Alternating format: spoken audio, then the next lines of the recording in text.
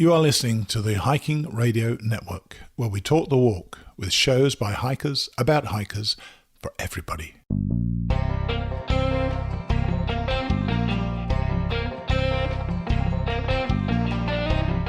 This is the Hammock Hangers Podcast, where we hang out and talk about everything from hammocks and hammock camping to the group hangs from around the country.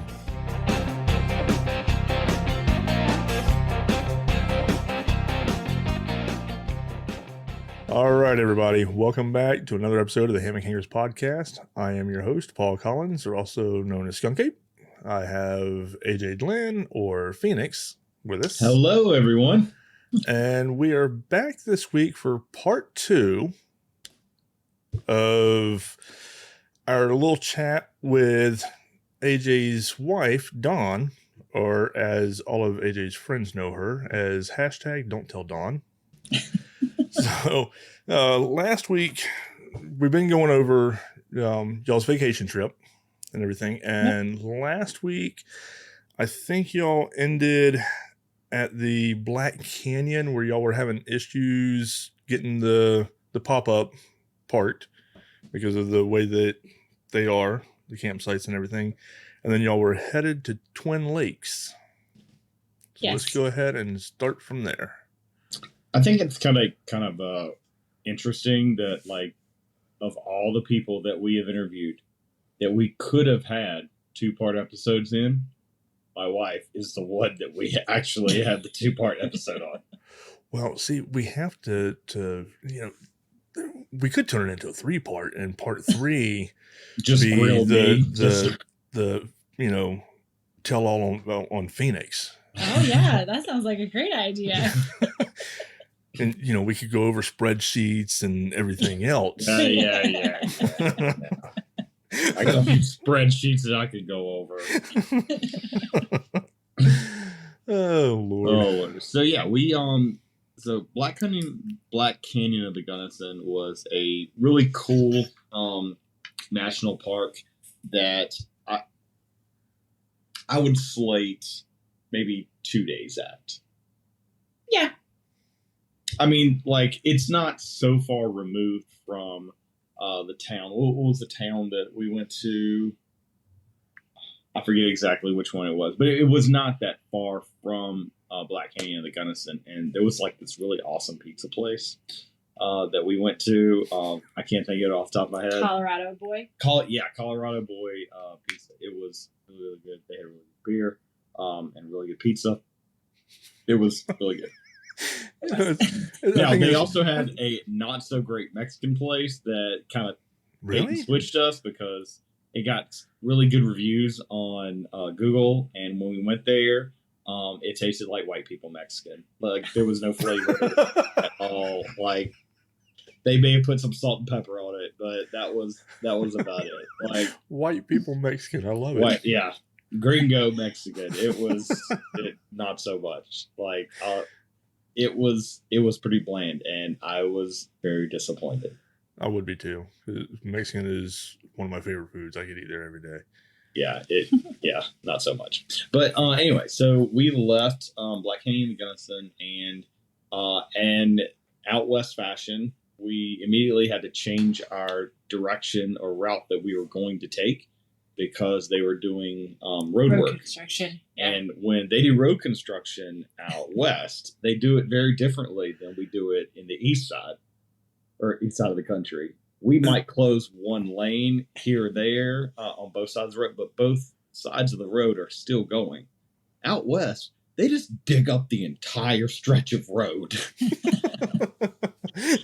And, like, it seems like not so much in Colorado this time, but I remember driving through, like, Wyoming and Montana 2 summers ago, and it may have seemed like they were only working, like, on a 50-foot stretch of road, but they would have literally both lines closed and the entire road ripped out for 50 miles before and after their construction. I'm sure I'm exaggerating slightly. Yeah.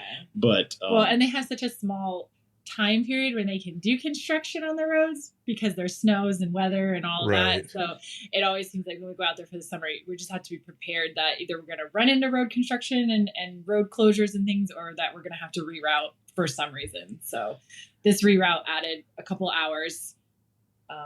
Yeah. To get to Twin Lakes. Now, the good part about like the reroute was we got to drive one of my favorite stretches of road through Colorado.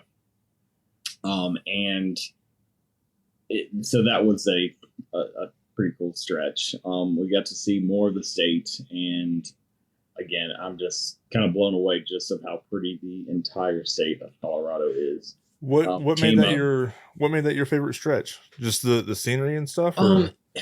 So I forget exactly what it is. I want to say it's like 70.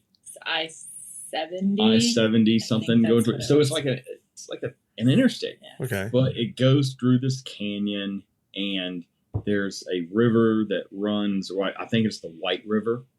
That runs right through there. There's a bike trail there that I'm thinking, oh gosh, I would love to bike it at some point, but we didn't have our bikes when we usually go out west. The restrooms are plentiful. They're very clean. It's kind of important when you're traveling with kids and, trying to, and we had just left Black Gunnison, which had, vault toilets. So we hadn't had running water in a couple days. So there was that. We also were not going to have running water at Twin Lakes either, because Twin Lakes also had vault toilets. I will say that the places that we camped at with vault toilets, they do a wicked, awesome job. Oh yeah, yeah.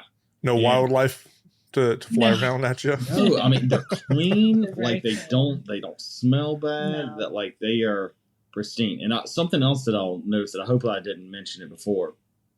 Whoever from the National Park Service that has changed or upgraded, should I say? And I know it's the National Park Service because I noticed this at the DC and all the places out west. Okay. Who have changed the toilet paper from a maybe 1/2 ply to 1.5 ply. You, sir, are a national hero. It could be a her. It could be a her. You, sir or madam, you are a national hero. Because normally, like when we come back from a trip like this, where we've been to like national parks, there's like a week-long readjustment to like full ply toilet paper. I mean, you may laugh, but it's totally a thing. When you get back home and like for the first week, you're like, why am I going through? Like, why is the toilet clogged? Why am I? You just can't gauge because you're used to like taking 18, 19 yards of toilet paper per time. And now it's like, oh, this is regular toilet paper. I only need a little bit, but no, you're adjusting. But the transition back was not near as bad. So thank you, him or her, that has, you, sir, or madam, are a national treasure. It should be protected at all costs. Props to you. But anyway. The little things that excite AJ. I mean, if you don't care about toilet paper, what do you care about? I mean, you just don't love yourself. If you don't love a good solid toilet paper, and gosh, I hope you don't cut any of this. This is amazing. Well, hey, I work construction, so I've got to deal with the Porta Johny toilet paper. Come on. Oh yeah, Same thing. Yeah. It's like tissue paper. If you don't appreciate good quality toilet paper, you do not love yourself, and that is a hill that I will die on. Yeah. So then we got to Twin Lakes. Now, that's where we were going. So Twin Lakes is it's in the middle of nowhere. It's one of these like little diamond in the rough. Like the nearest town really is. It's really only I think an hour and a half to 2 hours from Colorado Springs. Yeah. Okay. So it seems in the middle of nowhere, but it's really not super far from big city. Yeah, and we went there 2 summers ago, and we kind of just fell in love with the area. One of the coolest features about the Twin Lakes area, it's the largest collection of 14ers that are in close proximity to each other in the entire country. Okay. The collegiate range is out there, and most of them, if not all of them, are 14ers. Is that some of the ones that you want to hike, Dawn? Some of those are a little out of my class right now. Okay, some of those are like the So, higher class, like what but- you was talking about last week? Yes. Okay. But the one that is out there is Mount Elbert, that's like right in the Twin Lakes.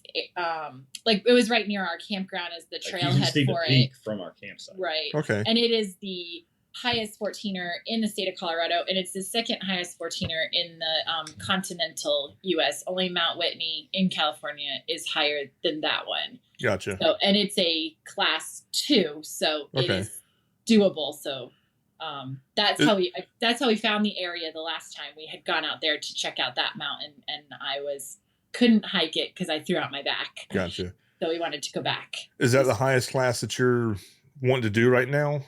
I think so. Class Okay. 3 starts getting into a lot more route finding and like loose rocks and Gotcha. some things like that. So Okay.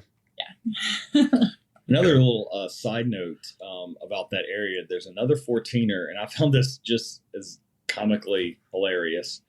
There's another 14er out there that is called Mount Massive, which you would think with the name would be like the highest, like massive, like Elbert Massive, which is bigger, massive.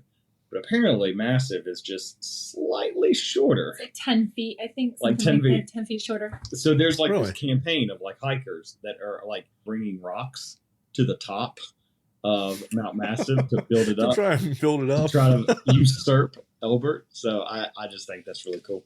Which you should not actually do. Yeah, Right. I'm not That's condoning not this as a trail sport at all. etiquette, but Right.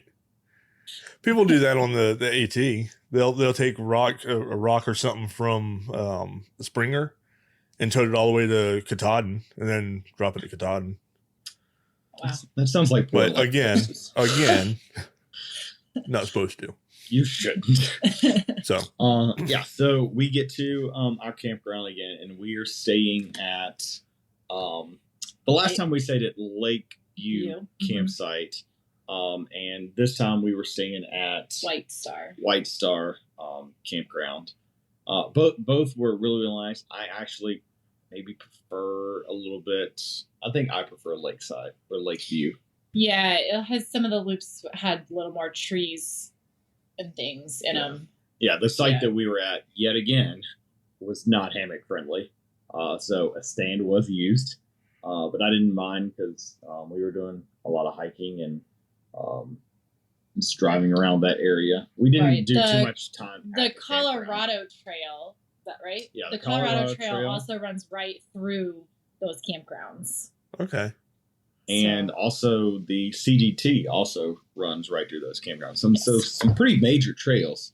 I think when we were setting up camp on the first day there, I actually saw some mountain bikers trek up one of the hills of the Colorado Trail on mountain bikes. Yeah.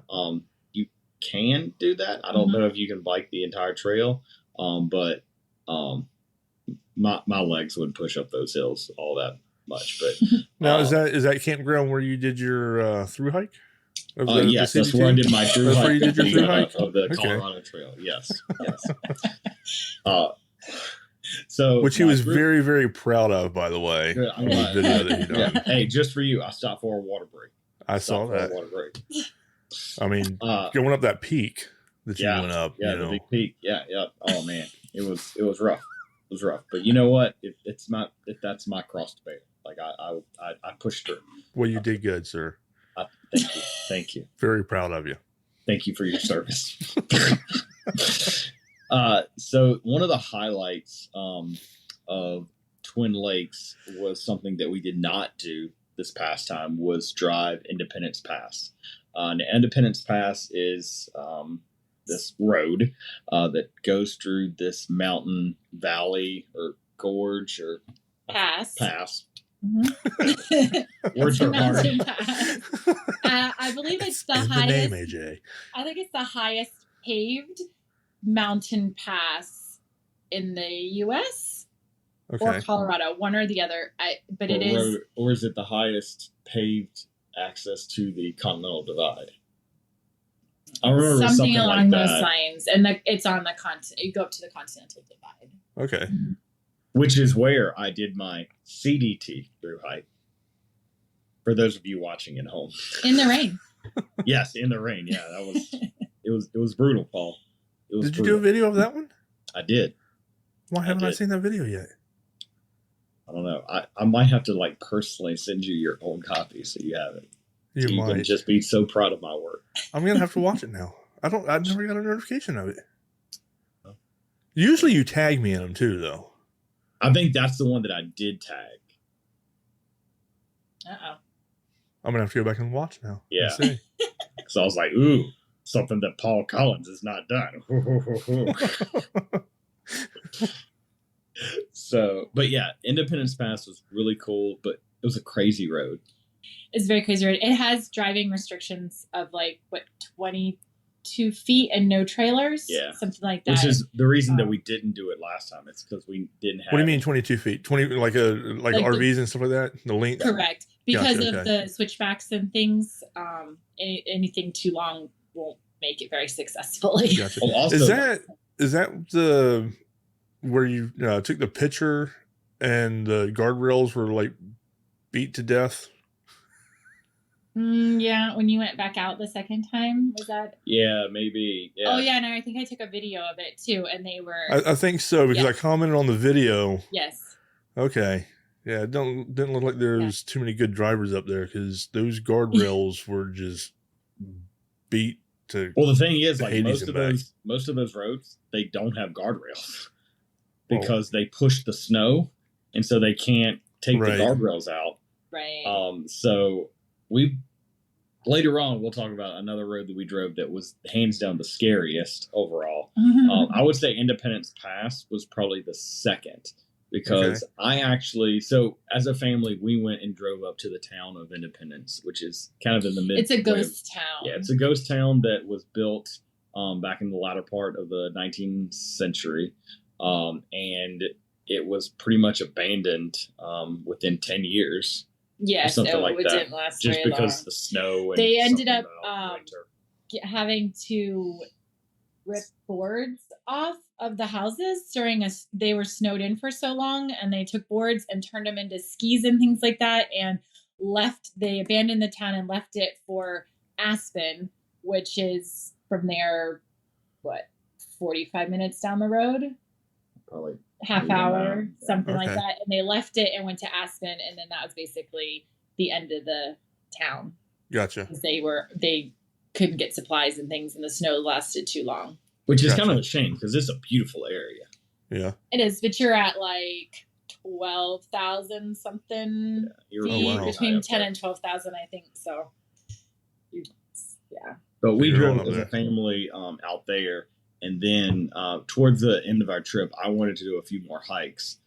So I actually drove up there. I know that sounds odd coming from me saying it in front of you too, but I wanted to do a few more hikes. There was a few places that I wanted to check out. So the last day, I left the family there, and I wanted to do 2 hikes.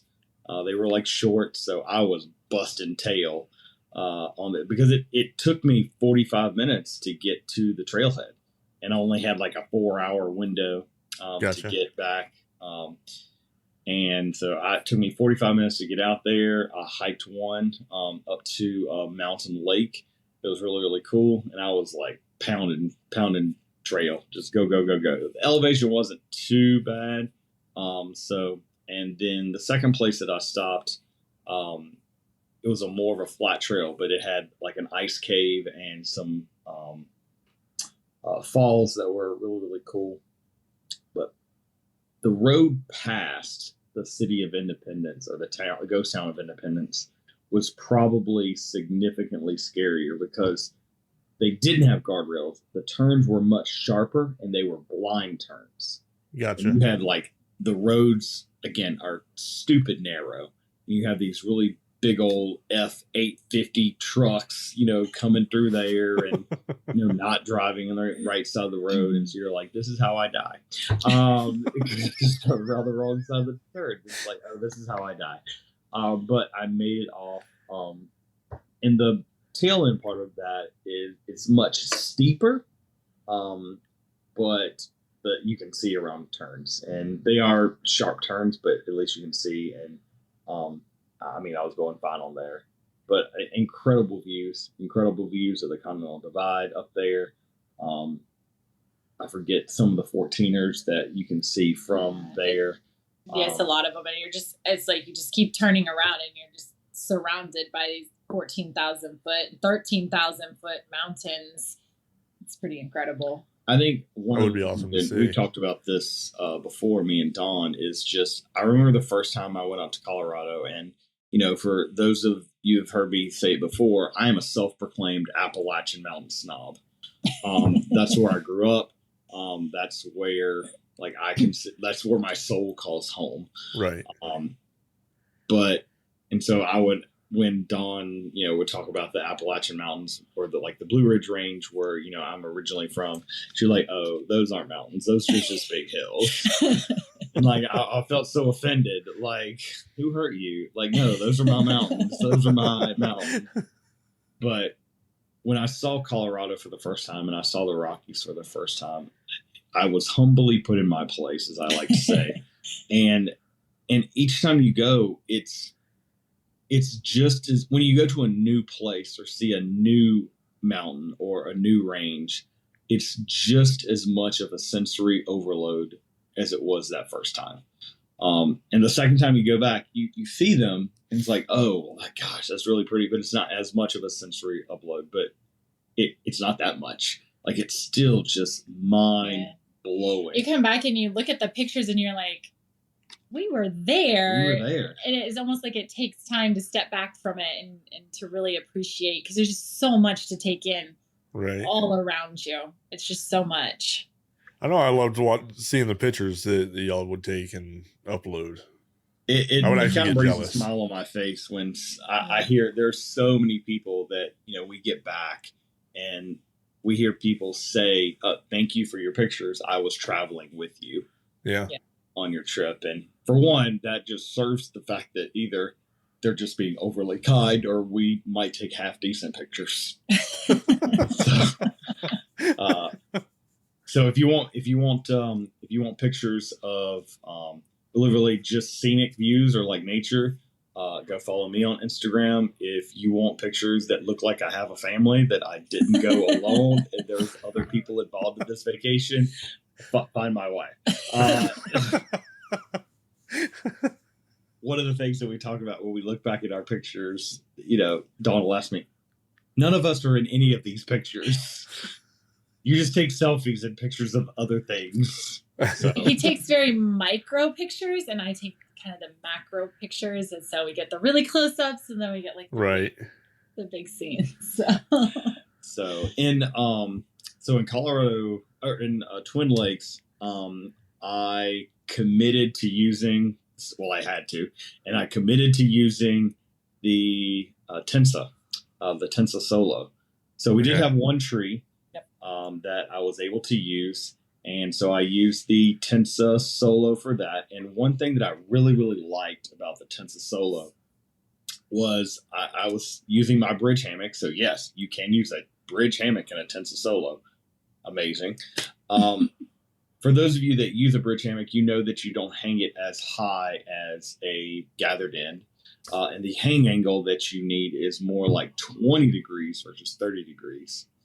And I was noticing that I was having a hard time getting the correct amount of sag with also the ground clearance that I needed for that, with the suspension at the very top of the Solo, like it's shown in a lot of the diagrams and videos. So it was cool. I was able to just move it down to the top of the next pole.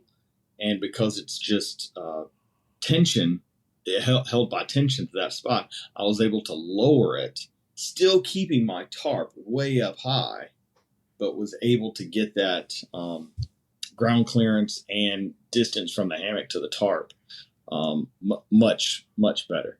Okay. So I really liked it. Crazy easy to set up, and with the right ground and with the right stakes.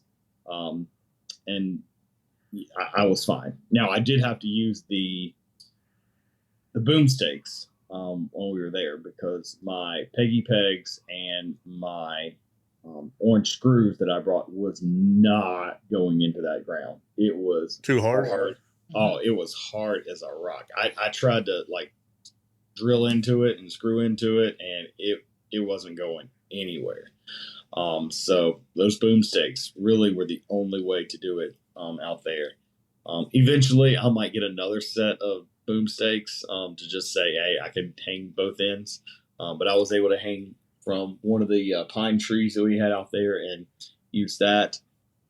And yeah, it worked out really, really well. I did not have a failure.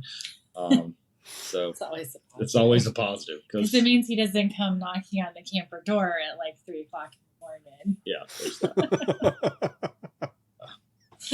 Yeah, it was also another really dark sky area. Yes. So we were able to see the Milky Way out there, and just the sunrise and the sunset are really, really, really cool. And that's where we went and explored Buena Vista. Buena Vista, yeah. So there's a little town out there called Buena Vista, which is always weird to me because for those folks that live in Virginia, you may know this town. We also have a Buena Vista in Virginia. However, no one calls it Buena Vista. So when I hear, it's just weird to me. But a really cool town. It had a really good coffee shop. The river trail. And they had a river trail. It has a public park that has a whitewater rapids run through the town. Multiple. They've made them on the river, and they have multiple access points. And we're not talking like kiddie rapids either. Like we're talking like legit whitewater rapids through the town.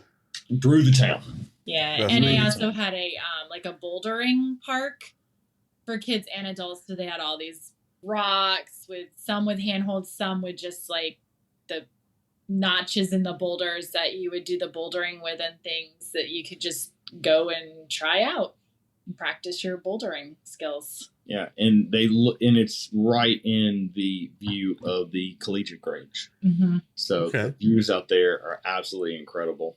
The little river walk trail was really nice. They had kind of a bike path that also kind of pairs up with that in certain ways. Really cool. It was really cool town. They had a lot of little like neat little stops where they had put like outdoor couches and things like that. So just really encouraging that outdoor community space. That was neat to see. Yeah. It was a cool little downtown area. That's cool.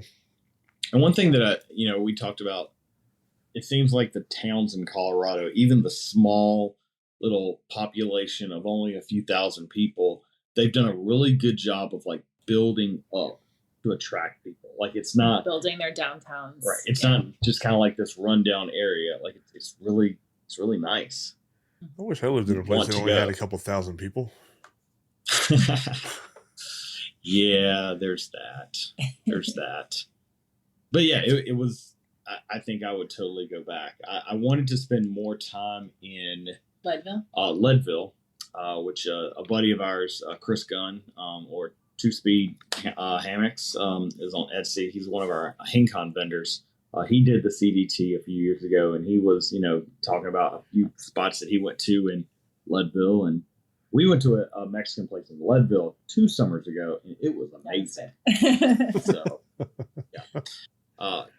Gas is extremely expensive in that area because it is in the middle of nowhere. But and it's the CDT runs through Leadville, so you get a lot of through hikers for the CDT. And there's a lot of access points to different 14ers from there and things. And it's also the highest incorporated city in the continental U.S.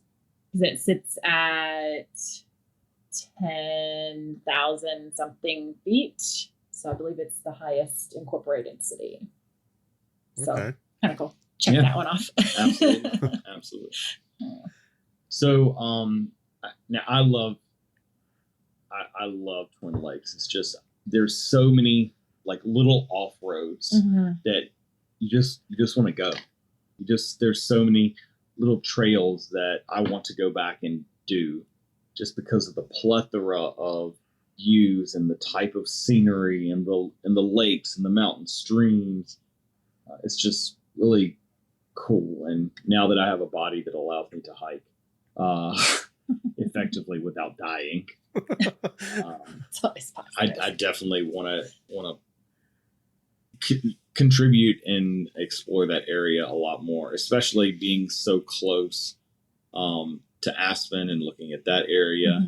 And the day that I drove out, there was so many things that I wanted to go, oh man, if we could just stay here one more day, that I could hit these up, or I could do this, like 6 mile trail instead of always have to being limited to, 1, 2, 3 mile loops.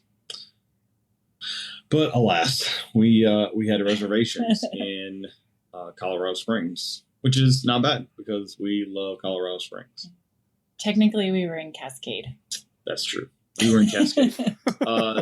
So this is our 3rd time in Colorado Springs, and we actually stayed at the campground that we stayed at the first time. 6 years ago. 6 years ago. Okay. And it seemed 6 years ago was maybe the last time that they worked on the campground.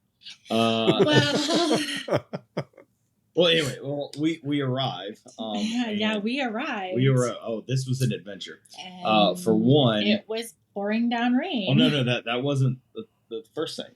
The original site that we were supposed to stay at had was having electrical issues. The box was so we had a choice. So we had this site right by the lodge.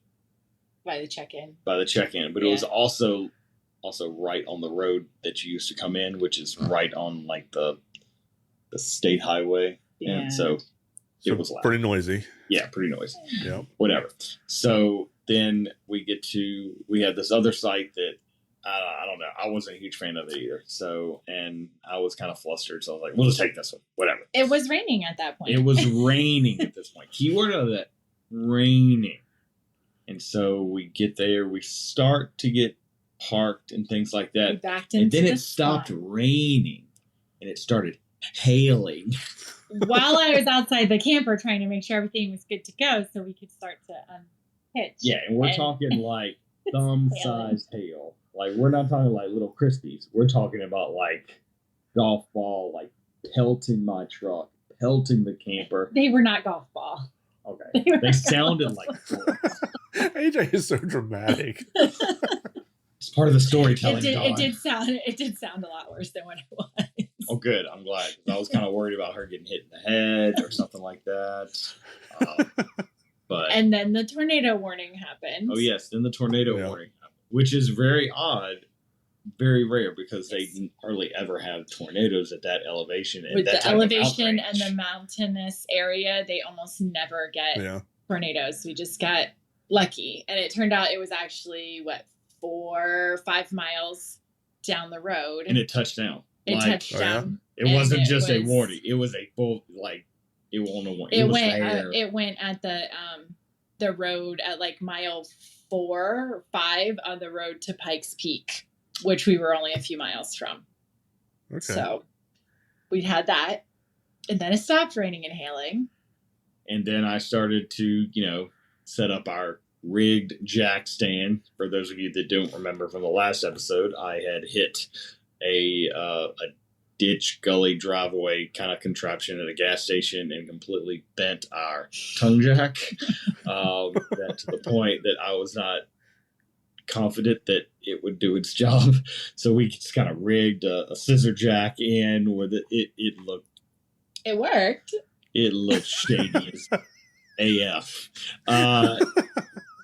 So I'm doing this, and my father-in-law is trying to help me look at to see what we can do to fix it. And then it starts pouring down rain again. Well, in the process of doing all of this, I had left my tonneau cover up on my truck to get all the jacks and stuff out. So I proceeded to flood all of our supplies in the back of the truck. Now, luckily, we had totes and things like that. Yeah. Nothing got ruined because my quilts and stuff were already in the camper. But let's just say I was peed as L. We couldn't get the jack wasn't tall enough to get the front of the trailer up to get it level and do what we needed to do there because of the way the campsite was. Right. This campsite was as level as a washboard. It was. Oh. It was So level side. Did you have to sleep with it on level? No, we borrowed and rigged a few different things. And we rigged. We made it work. We got it mostly level. Yeah. So wasn't too bad. But this also was a stupid small campsite as well. By the time we got really set wide, up, and it was really rainy and muddy. So I have to say I slept in the camper. But however, my Jacks Are Better quilts got used every single night in every single situation that I was in. So shout out to Jacks Are Better for their amazing quilts. Also, I bought one of their quilt liners that's made with that's really soft stuff that I have the jacket from Lightheart Gear in that everyone is buying. All of our friends that we have the Lightheart Gear jackets. And it was crazy awesome. And that will be my new summer bag going forward. But yeah, Jacks Are Better. You guys are awesome. So we got set up and we didn't kill each other or our children. So because also at this stage in the trip, everyone loves each other very, very much. But we have spent a lot of time together. And I'm just waiting on. I'm waiting on one of the vacation trips where you call me up and be like, Paul. Yes, that was this stage of the trip. That was this stage. Do you feel like taking a road trip and coming out to pick me up? Yeah. So that was when if I didn't have to, that didn't mean I didn't have to tow the trailer back all by myself. It might be. I'm sure. I'm not saying that I am the only one. But, oh man. So. What I just heard is you're only back by default. I mean, it was just necessary. I drive most of the time, so I have some sort of use. But yeah.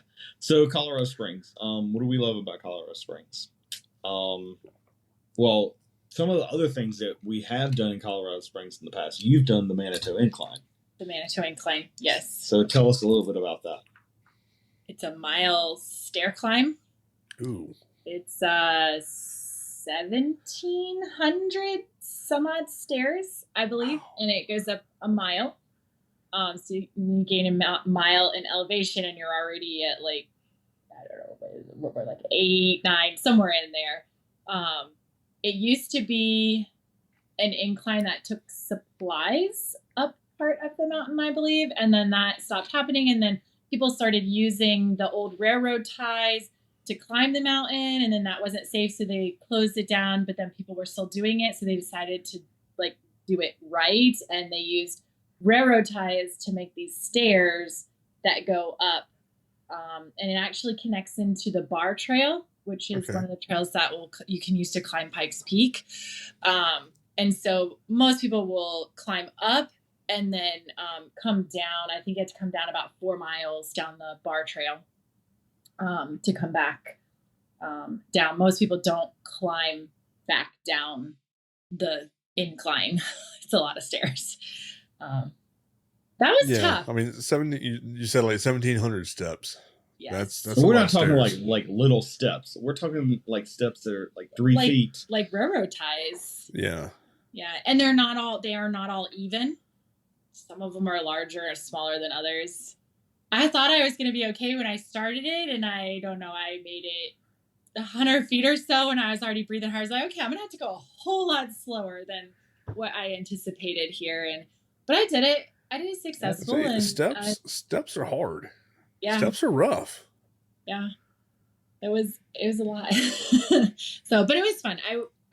If I hadn't have done the 14er this time around, I considered doing it again. But once I had done the 14er, I was like, all right, I did my big workout. Yeah, because we had tossed around the idea of you doing Elbert as well when we were in Twin Lakes. Yeah. But one 14er was enough. One 14er was enough. Right.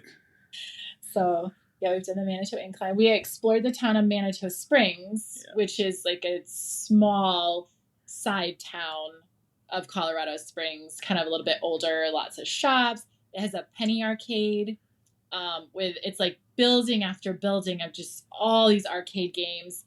Some are older, some are newer, and it's just, the kids love it. And they're on the cheaper side compared to what you walk into for arcades a lot of times. You can find ones that are a quarter or 50 cents to play, and they give the tickets and the kids get to turn the tickets in. So they enjoyed that a lot. Yeah. So we like the Garden of the Gods. Yeah, Garden of the Gods is really cool. We've gone there a few times. Didn't get out there this particular trip, but that's another thing that's just so different.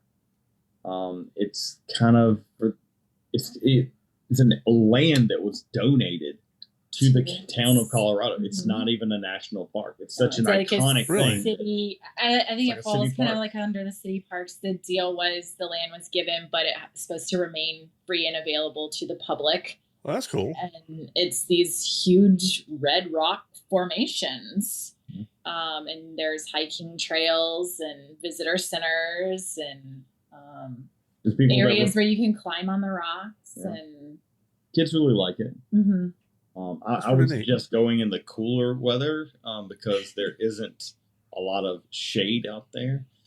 So you may bake if you go, like August, or I guess anywhere's cooler than Florida right now. But you don't say.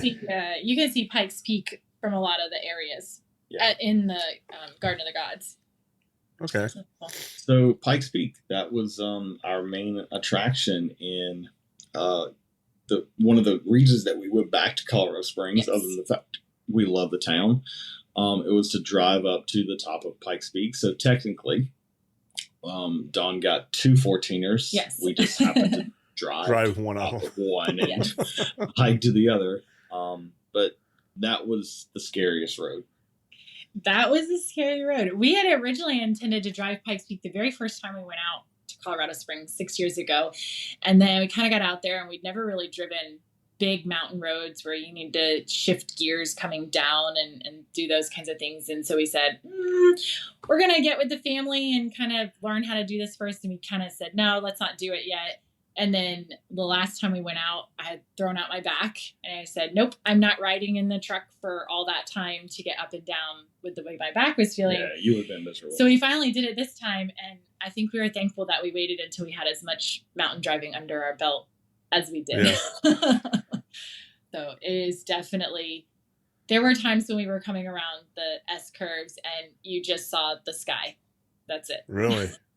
Like it was so steep. And the edge of the road. Yeah, it was so steep. You just look out the side of your window and you just see sky. He doesn't look out because he's driving. Yeah, I was like, he has to look at the road. You don't sightsee?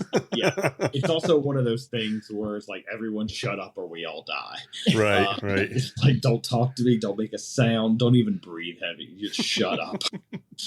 But it was really cool.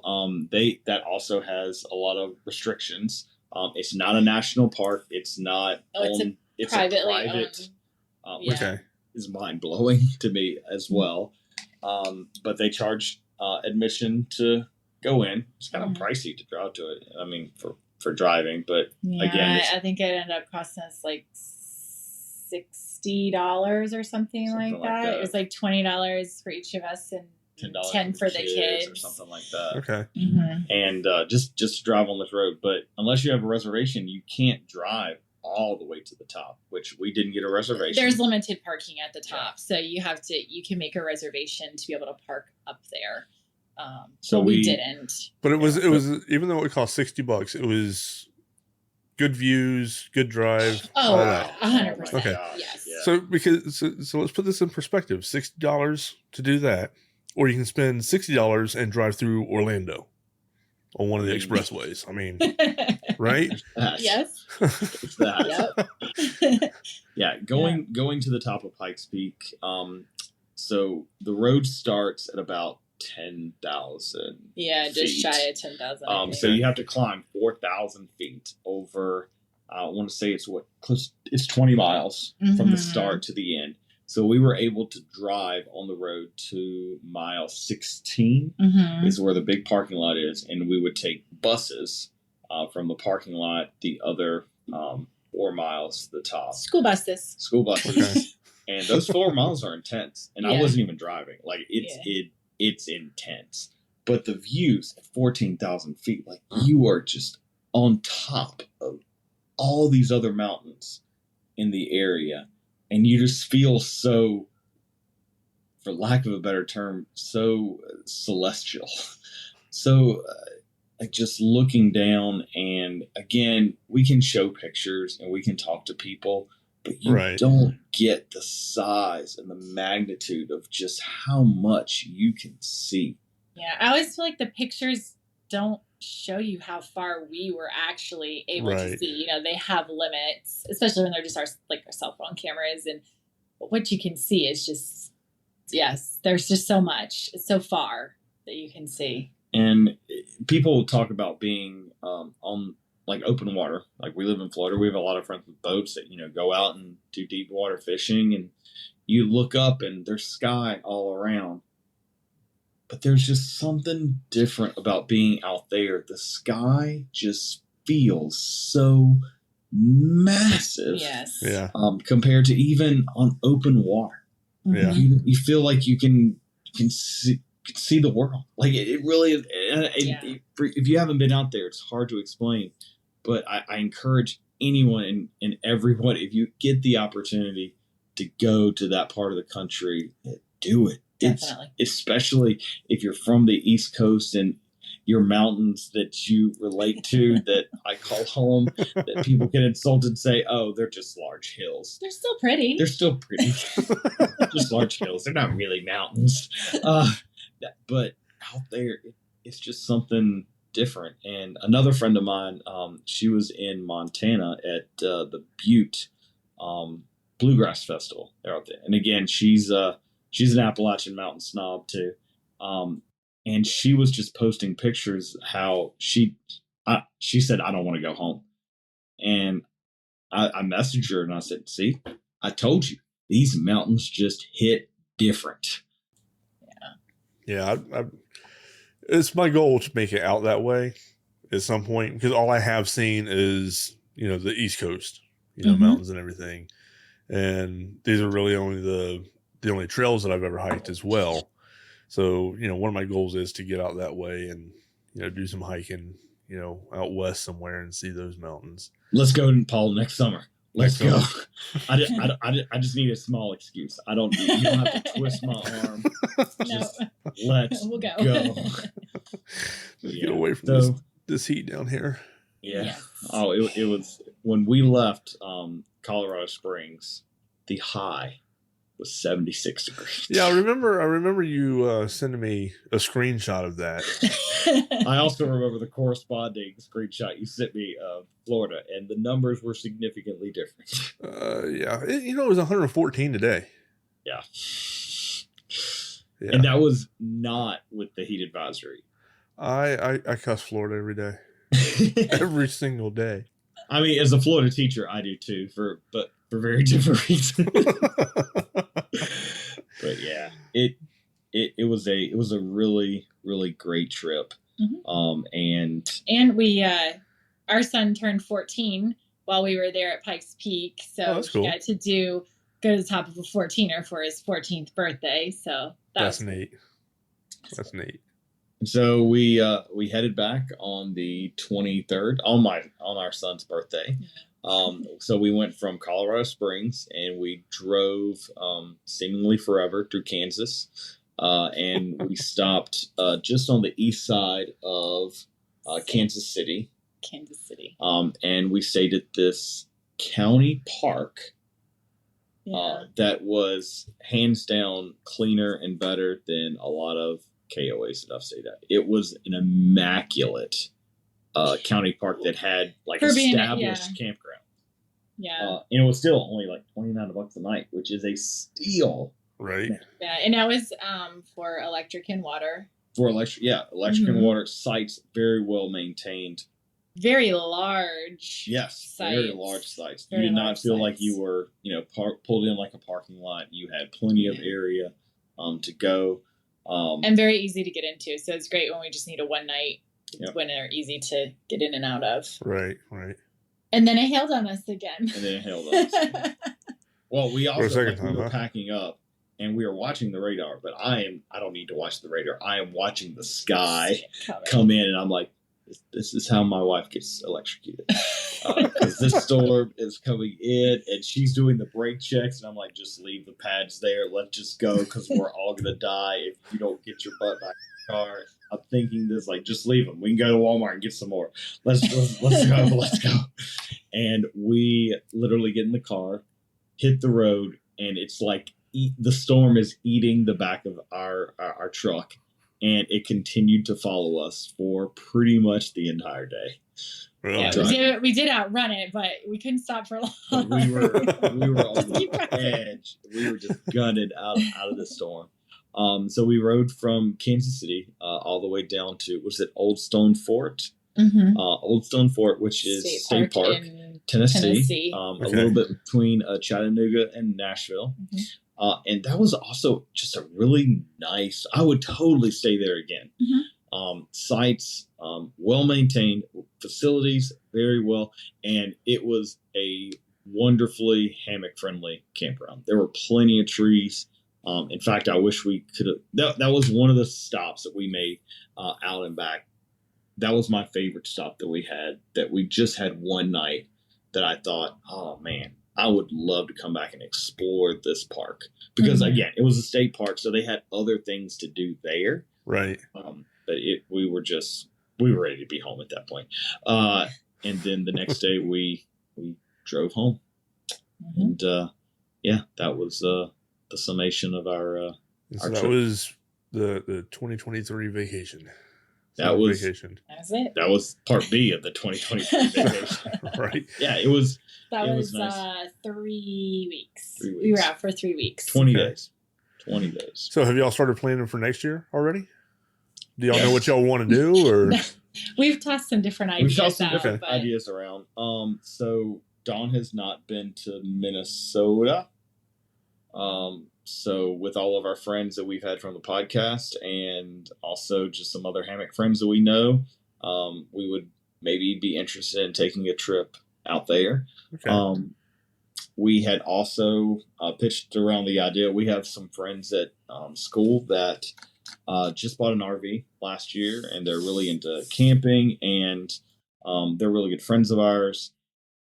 But they're kind of blown away with this trip that we usually take. And so I said, hey, let's go.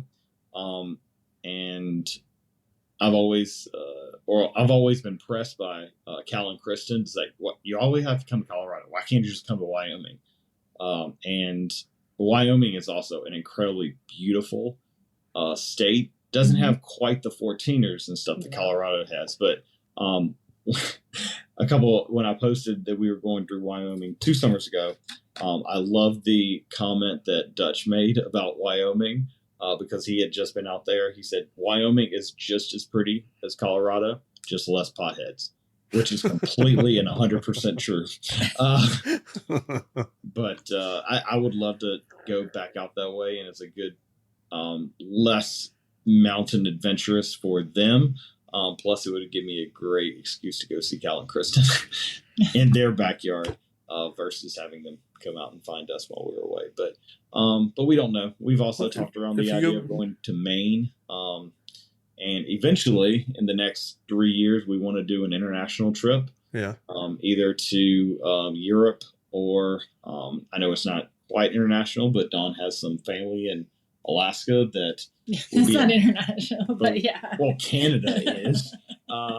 We'd have to go through Canada in some way. We don't know if we would drive. I also want to go back to Glacier and do even the Canadian side of Glacier, because even as pretty as Colorado is, and it is mind-blowingly pretty, Glacier National Park still remains hands down the prettiest place that I've ever been in my entire life. Yeah. Definitely. So now, with y'all wanting to do some international stuff, where would you want to go hiking, Dawn? Because I know you're the one that likes to do a lot of the hiking. I know AJ's getting into it, but so that changed a little bit this summer. She was having trouble keeping up with me. I know, it's weird. It's like an alternate universe that we're living in right now. But yeah.